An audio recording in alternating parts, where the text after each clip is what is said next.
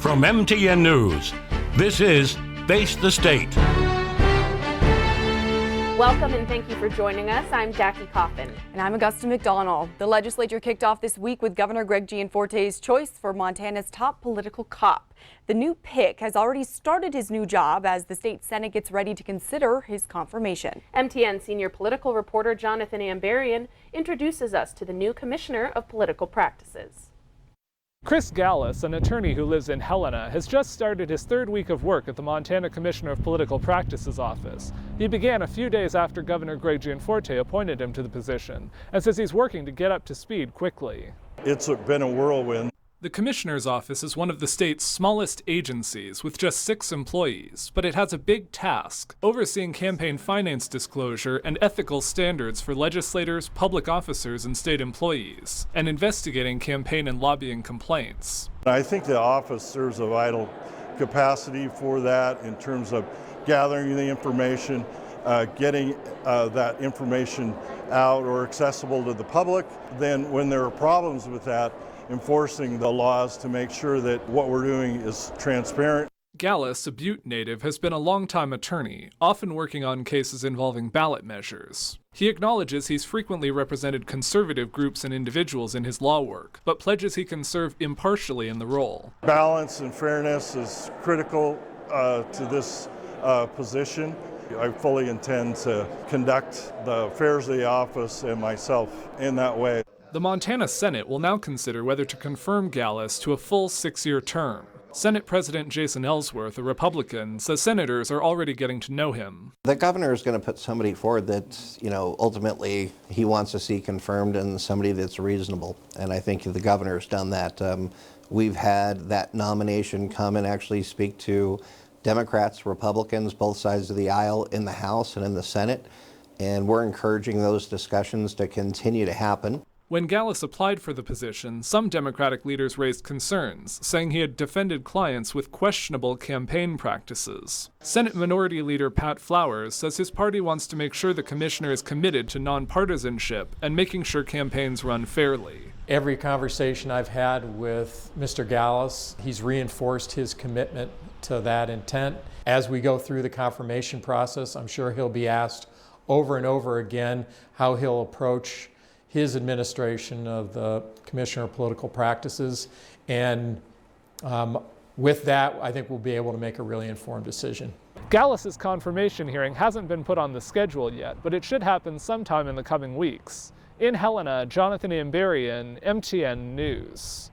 Well, thank you, Jonathan. This week, dozens of Montana farmers filled the Capitol Rotunda in Helena for the annual Calling on the Capitol event. It's a chance for producers to have face-to-face conversations with lawmakers about the biggest issues facing the agriculture industry. With droughts, flooding, and rising costs, 2022 is a tough year for many producers in the state. The farmers at the Capitol say things are turning around, but they'll continue fighting for water rights, property rights, and tax deductions. It definitely makes an impact on the legislators, and like I said, they love to hear from us. It is a great experience, and I would certainly recommend it to any other Farm Bureau members to take part in it. That's the best way to learn, and don't hesitate to come down. This was the first time in 4 years that the Farm Bureau was at the session in person for Calling on the Capitol. In 2021, the event was held virtually because of COVID. And Jackie, the economy took center stage during President Joe Biden's State of the Union address Tuesday night. The president issued a plea for unity, urging the legislative branch to help him finish the job on various economic issues. Thanks to what you've all done, we're exporting American products and creating American jobs. But we have more to do. But here at home, inflation is coming down. The president also reiterated U.S. support for Ukraine and called out China. As the parents of Tyree Nichols watched on from the audience, President Biden pleaded with lawmakers to pass police reform, saying, quote, "Our children deserve to come home safely."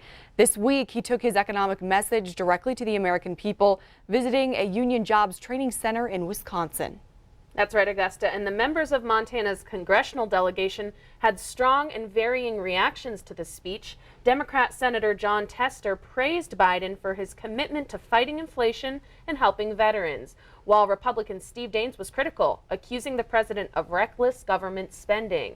Representatives Ryan Zinke and Matt Rosendale took issue with the speech, too. Rosendale was in attendance this year. He skipped the speech in 2022, protesting COVID restrictions. It was just a fairy tale. We didn't hear anything about the record high inflation. We didn't hear anything about the record high energy costs, and no acknowledgement of the spy balloon that was just shot down over our country. Appreciate the fact that the president talked about what he was going to do to lower costs for working families and small businesses, and how he's going to fight inflation, how he's going to continue to take care of our veterans in a way. I hope he continues to work with folks on both sides of the aisle. Well, coming up in just a bit, we're taking a closer look at a stack of bills members of the GOP hope curb what they say are issues with Montana's judiciary branch. And up next, a closer look at a bill that would allow medical staff to refuse care if their conscience is affected. Face the State continues right after the break. Welcome back to Face the State. Welcome back. A bill that would allow medical providers to withhold services based on ethical, moral, or religious beliefs passed out of the House this week, largely on party lines. A majority of Republicans supported the bill, with several voting no. To be clear, this bill would not give the right to refuse to serve a person. It would only apply to the narrow circumstances where a nurse or physician cannot conscientiously perform a specific procedure.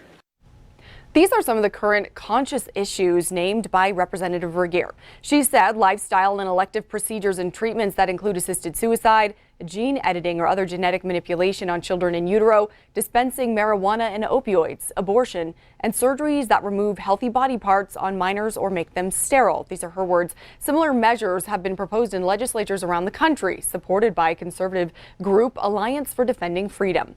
Montana's measure has fewer guardrails in place than others around the country, including not requiring medical staff to give notice of their decision.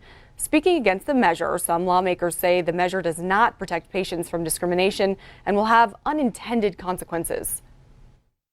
If you were truly opposed to hormone replacement therapy, that would require you to deny hormone replacement therapy to all people, whether it's a trans woman like me who takes exogenous estrogen, or whether it's someone who's had a hysterectomy, or someone who is postmenopausal and is looking for estrogen supplements. That is clearly not the intent of the bill. And what is actually going to happen is it will be a denial based on diagnosis. That measure is now headed to the Senate. It's unclear what their approach will be to the bill. I spoke with Representative Zoe Zephyr about that measure and some other measures affecting health care for transgender people this session. Again, I'm Augusta McDonald, joined now by Representative Zoe Zephyr from Missoula. Zoe, thank you so much for being with me today. Thank you for having me. Okay, so right off the top, Representative Zephyr, talk a little bit about House Bill 303. You had really strong pushback and some critiques of the language of the bill on the House floor and in committee. Talk about what your concerns are with this measure. House Bill 303 was drafted incredibly broadly in a way in which medical practitioners don't just have the opportunity to say they don't want to partake in care, but they can stop it at any point in the process, even if the rest of the people want to provide care. If you have a doctor and a nurse who want to see you, a receptionist can say, no, I'm not going to take the call from this person. No, I'm not going to refer them back. And that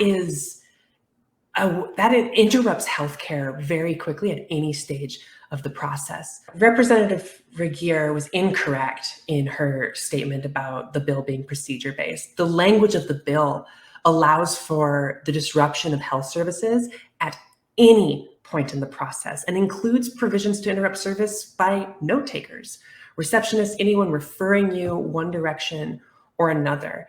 Also, and if you are preventing healthcare on any point of the process, it is not going to be procedure-based. It is going to be based on the person who's before you, and there's no way to enforce that doesn't wind up discriminatory. Okay, and Representative Zephyr, you're in week 5, I believe, first term as a state representative and first transgender woman serving the state of Montana. Talk about your observations at this point with some of the measures that you've seen implicating or affecting members of the LGBTQ community in Montana. And as you're working on that, your observations on other sorts of bills affecting equitable health care in terms of abortion. Just kind of where are you at? What are you thinking about what you're seeing right now in the Montana legislature?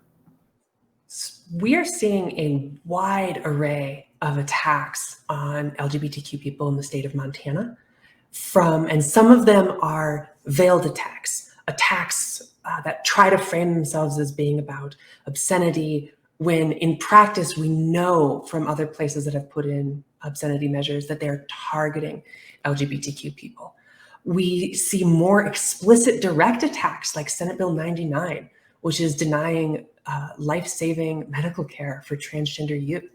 And then we see spaces in between, like the House Bill 303 that we mentioned, in which the discussion was framed about a right to refuse any service. But we know from the proponents that came forward and from the sponsor herself that the primary purpose of this would be to deny gender-affirming care and abortions. And I should note again that when it comes to abortion, the provision that was changed prevents people who want to perform the procedure. It requires them to sign an affidavit every single time that an abortion is being performed, even if they're willing, even if they want to do it, and even in emergency circumstances. And that's the risk we're seeing in these bills. And the one thing that they have in common is that they are stripping people away of their bodily autonomy, their right to decide what they want to do with their body, the kinds of health care that they want to have, and is allowing one person in the process to disrupt people's access to health care.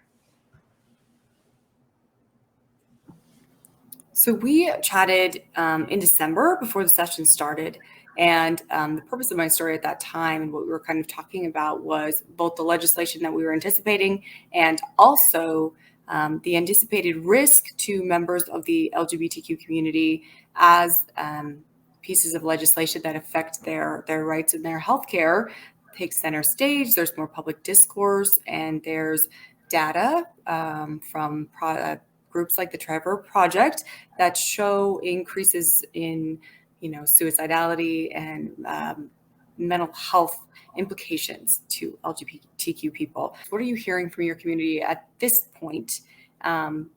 Because at the beginning of the session, you were concerned. What are you seeing now?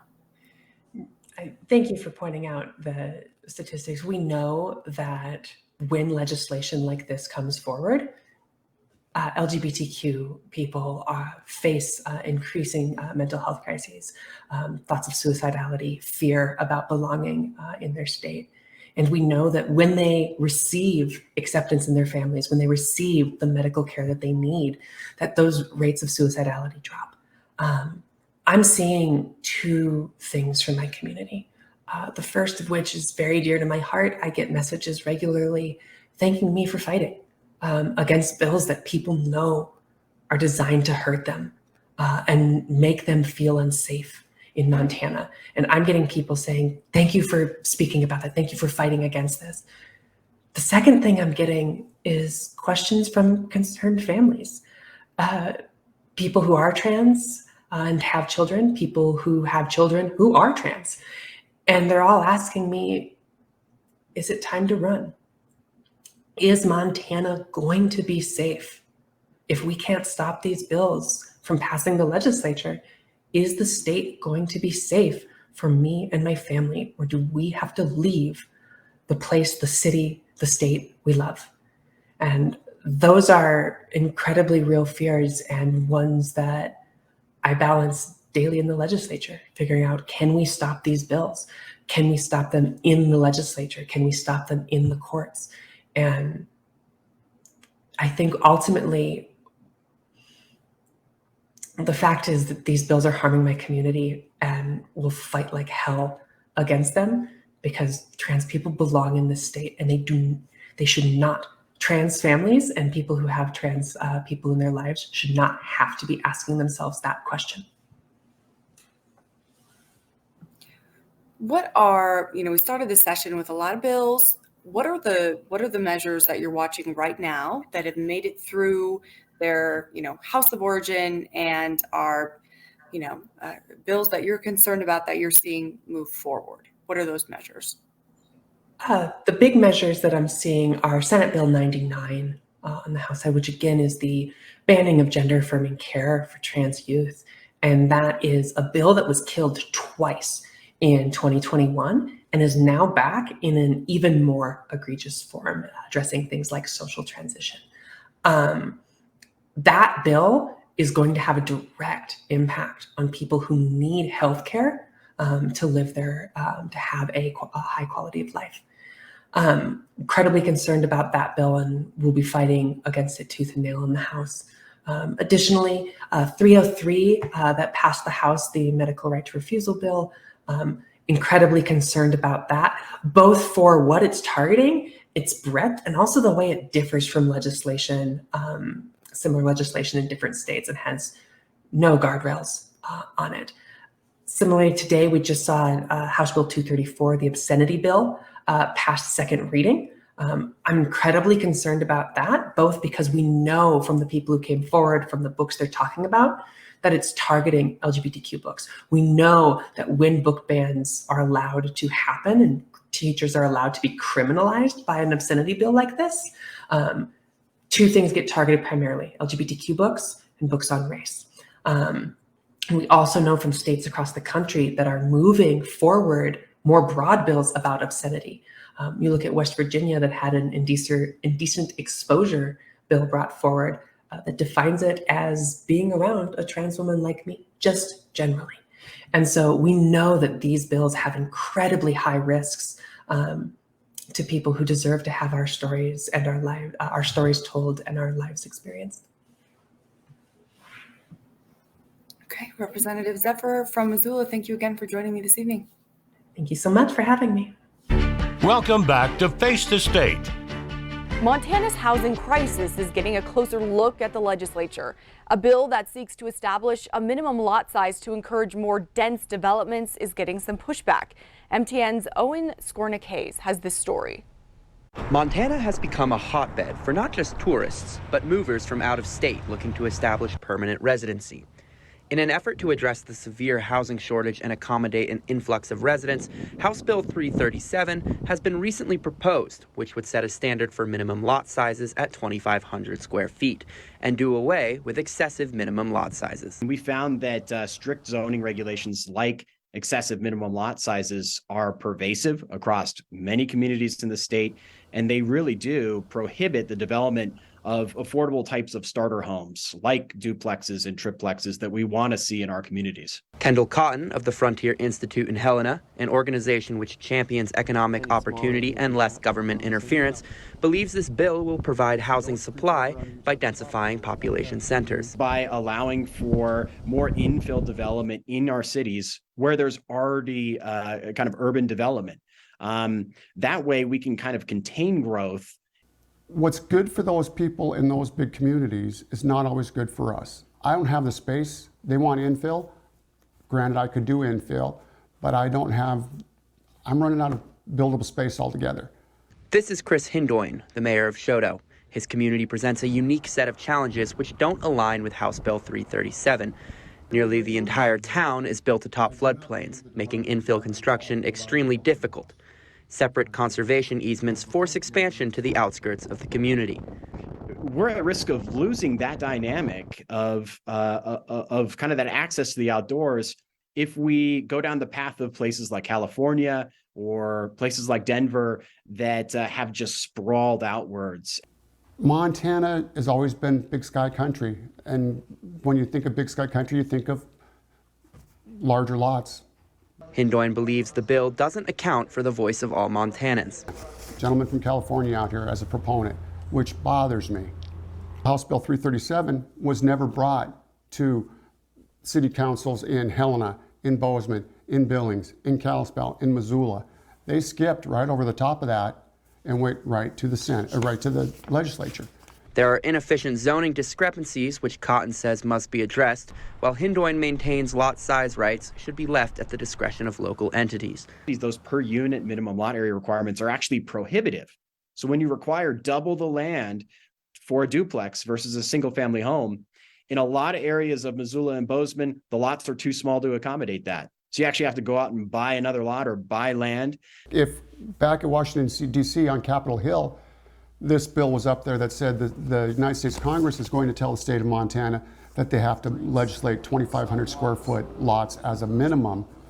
Those folks, the same folks in Helena that are passing this bill right now or trying to pass it, would be jumping up and down against it because it takes their ability to legislate away. From Great Falls, Owen Skornicase, MTN News. That measure is still in the local government committee. We'll be back right after this. Welcome back to Face the State. Welcome back. Over the last 2 years, Republicans in the Montana legislature have raised concerns about the practices of the state's judicial branch. Now, GOP lawmakers are proposing a series of bills that they say would support transparency in the judiciary. MTN's Jonathan Ambarian looks at some of the proposals.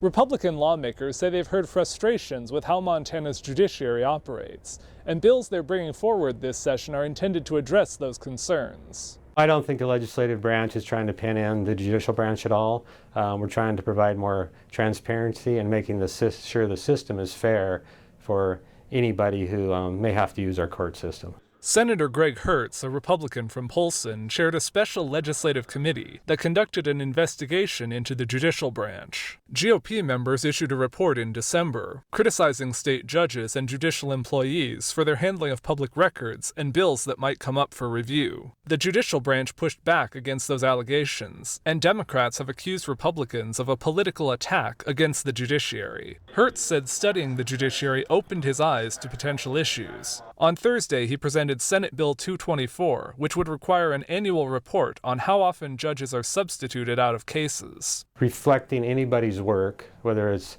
a judge, a legislator, or even the governor, I think we're all open to transparency, and you need to see how our work is progressing, and the public deserves the right to know. He's also proposed Senate Bill 201, which would require judges to recuse themselves if they've received significant campaign contributions from a lawyer or party in a case. Other Republicans have also introduced judiciary bills. Senate Bill 230 from Senator John Fuller of Kalispell would shift the power to appoint the state court administrator from Supreme Court justices to the elected clerk of the Supreme Court. I see this as a natural result of the idea that the separation of powers and influence is beneficial to preserving the will of the people. Judges associations opposed the proposal, saying it made the most sense for the court administrator to take direction from judges. This bill reaches in to a branch of government and removes a vital cog in how it's run from the supervision of that branch of government. Current clerk Bowen Greenwood, a Republican, said he wouldn't speak for or against the change, but he felt his office in the court administrator would be a good fit if the legislature takes that step. Another bill up for consideration in the House would change the way members are appointed to the Judicial Standards Commission, giving more authority to the executive and legislative branches. In Helena, Jonathan Ambarian, MTN News. Thanks, Jonathan. And we did touch base with Jonathan about these proposals and whether we'll see them next week or anything else that will be on the table. All right. Thanks for joining us, Jonathan, from what I see is the basement of the Capitol. And yes, we're in the basement today. It's pretty busy at the Capitol today and other places. So yeah, it seems like session is starting to pick up. For sure. Yeah. So as we look ahead to next week, what are some things that are sort of on your radar? Well, next week, there's a lot of things that we'll be watching, a lot of interesting things starting to make their way through. Of course, as we're getting closer to the midpoint of the session, there are a lot of bills that they've got to get in. Any kind of bill that doesn't appropriate money basically has to get put through their first chamber before the end of this month, essentially. And so we're going to see a huge number of bills coming through. And so a lot more bills that are going around some of the areas we've already seen a lot of discussion about, housing and zoning and things like that. a lot of proposed changes to criminal law and things like that. So it's really kind of going to be a bit of everything. But some of the things that'll be perhaps notable. We heard earlier this month that there's going to be discussion about potentially moving forward with delisting of grizzly bears, and so there's a big bill coming up for hearing next week that's set to try and set the state's policy if delisting does go forward about when grizzly bears can be taken and that type of thing. There's been, I know that we've done a story at MTN about a proposal to allow local governments to have red light cameras in light of a tragic fatal accident that happened earlier. And that bill is going to come up for a discussion next week as well. The Democratic Party also has a bill that's going to get heard that would essentially codify the state court decision that protected the right to abortion, which it's a huge supermajority for the Republican Party right now, and I think it's fair to say from what we've heard that bill is likely to get kind of a cold reception from Republicans, but it's going to be discussed anyway. So those are some of the things that are likely to have interesting discussions next week.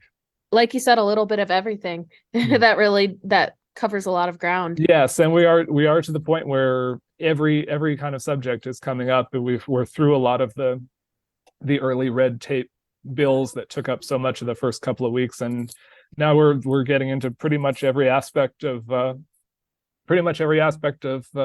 life in this state that's going to get touched on. So yeah, I'll be interested to follow your work on all of those. The grizzly bears, we know, is a big topic that has come up in Montana before and has been challenged or shot down by lawsuits, the federal government. So yeah, it'll be interesting to see because, of course, like you said, the state's responsibility in that is also carving out hunting seasons and types of bears that can be hunted and numbers of bears and price of tags. So that will be. Yeah, and this bill doesn't get quite down to that level. This has a lot to do with how landowners react if they are able to deal with it if they see a bear in their area, which is something that a lot of ranchers and farmers, especially up in north central Montana and down around the Yellowstone area, are concerned about. So. Yeah, absolutely.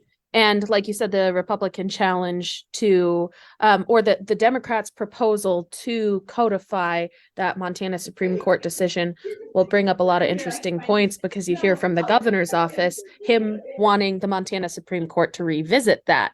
So and then a bill carrying a constitutional amendment that would say Montanans don't have access to abortion in their privacy rights, which is what that lawsuit was built on. The ruling was built on that precedent in Montana's constitution. So yeah, so that's certainly a direction that a lot of Republican leaders in the state are interested in heading, and I think that's certainly long odds, I think, for this proposal. But as I say, it'll get a hearing. So. Absolutely. And we'll keep following your work, Jonathan, and showing it here on Face the State. We appreciate so much everything you do in covering Montana politics. Very, very important work. So we won't keep you too much longer, and we'll see you here again next week on Face the State. Thanks, Jackie.